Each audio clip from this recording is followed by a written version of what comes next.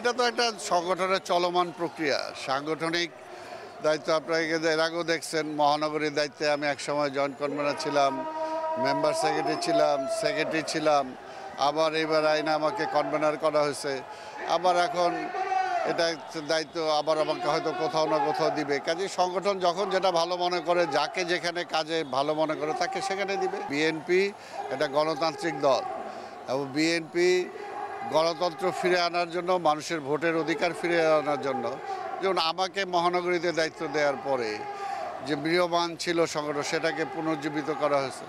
এবং আমরা যেভাবে ঢাকা শহরে এই যে মানববন্ধন সমাবেশ লক্ষ লক্ষ মানুষ নিয়ে আসছে, তো বিএনপি তো আর অস্ত্র নিয়ে মাঠে নাইমা যুদ্ধ করবে না, সেটা করবে কি? তাহলে বিএনপির আমরা যেটা আজকে এই সরকারকে, আওয়ামী লীগ একটা ফেসিবাদী সরকার, একে জনবিচ্ছিন্ন করার আমরা সেটা করছি। এখন হলে আমরা একটা ভোট চাই, ভোট হলে জনগণ ভোটের মাধ্যমে তাকে পরাজিত করবে। ভোটের বিকল্প তো কিছু নাই, ভোট ছাড়া সরকার পরিবর্তনের কোনো সুযোগ আছে?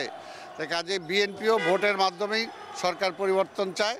আমরা আশা করব যে এখনও যে সরকার 28 তারিখে যে স্টিম রোলারটা আমাদের উপর চালাইছে, যে বিএনপিকে জেলে দিয়ে আমাদেরকে মামলা দিয়ে, মনে করি একই দিনে আমার বিরুদ্ধে সেসব 12টা মামলা একই দিনে দিছে, তাতে কি হয়েছে?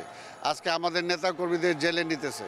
কাজে এগুলো করে কোনো লাভ হবে না। বিএনপি জনগণের জন্য আন্দোলন করতেছে, বিএনপি আন্দোলনের মাঠে আছে, আন্দোলনে থাকবে। আমরা 100% সফল।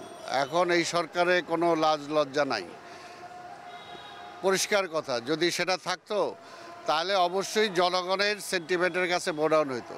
আপনারা দেখছেন যে এর আগে একজন নির্বাচিত সরকার হওয়ার পরও দেশনেত্রী বেগম খালেদা জিয়া গণতন্ত্রের স্বার্থে, রাজনীতির স্বার্থে, সাংবাদিক ধারাবাহিকতার রক্ষার স্বার্থে তিনি কিন্তু প্রধানমন্ত্রিত্ব ছেড়ে দিয়েছিলেন। তো কাজে এই সরকার তো এই প্রধানমন্ত্রী তো কথা দিয়েও কথা রাখেন নাই। কাজে এখনও বলবো সেই পথ অনুসরণ করতে, বেগম খালেদা জিয়ার পথ অনুসরণ করতে, জনগণের জন্য, মানুষের জন্যই দেশ।